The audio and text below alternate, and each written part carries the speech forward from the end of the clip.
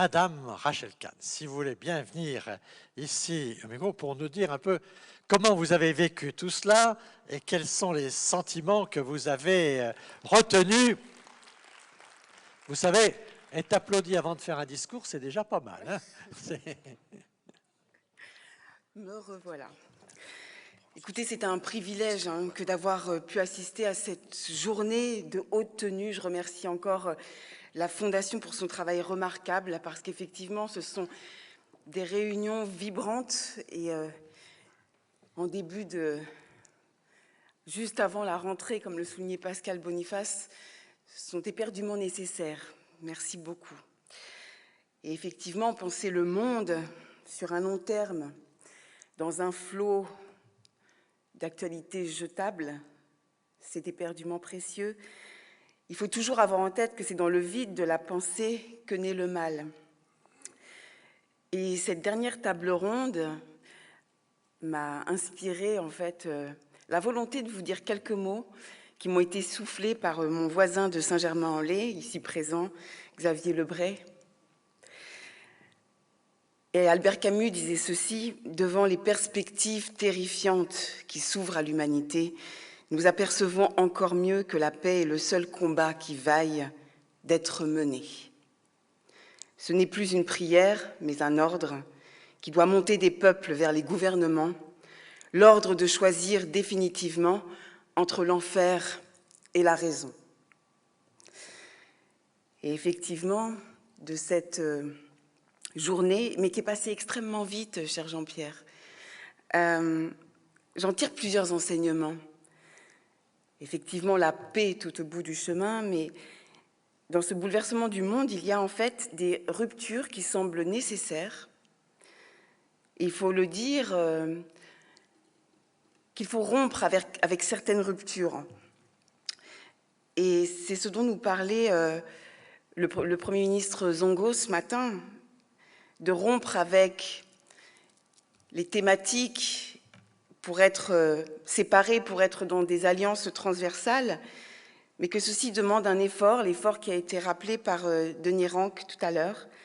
C'est tout l'enjeu finalement du développement durable. On associe trop souvent le développement durable à une logique environnementale, alors même que le développement durable allie le politique, le géopolitique, l'économie, le social, l'environnemental et le culturel, pour le présent et les générations futures, bien sûr, et que cette logique-là d'interdépendance entre les thématiques peut donner la cohérence nécessaire qui a été rappelée.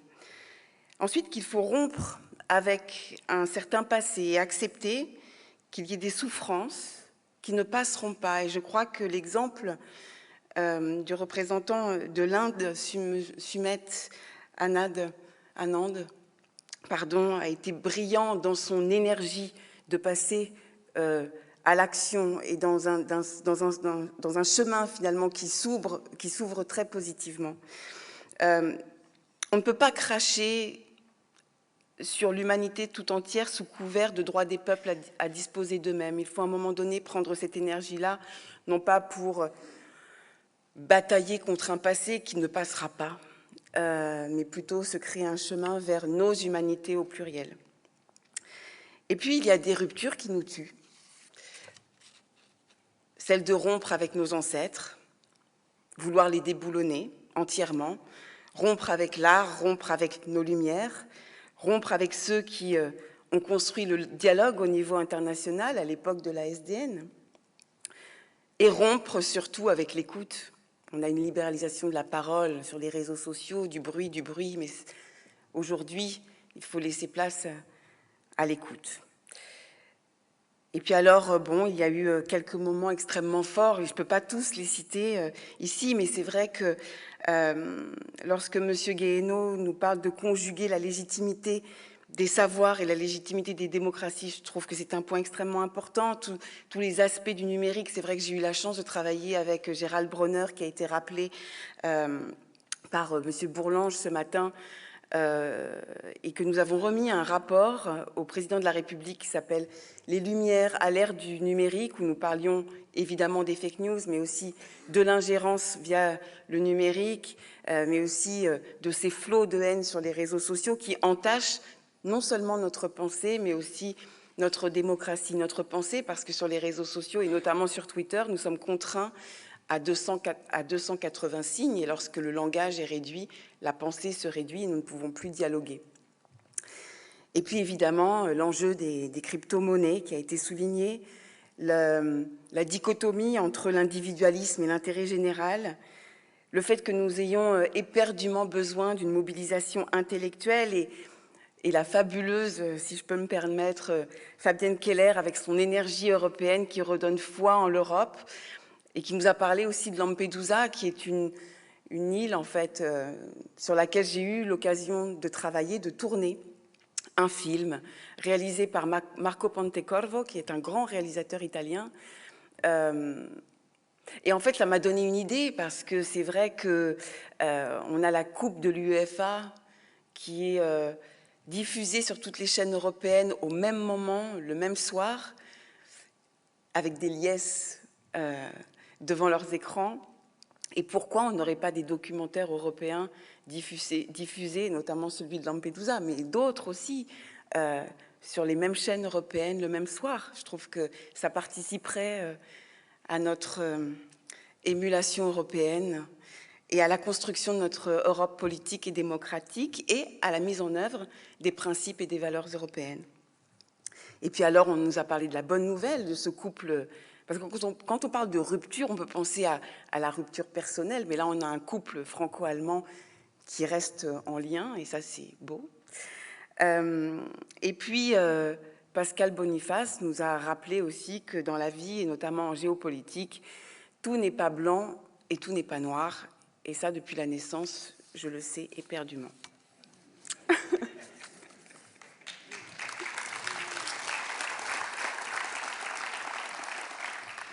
La question de la souveraineté, avec vous, Catherine, la souveraineté des BRICS.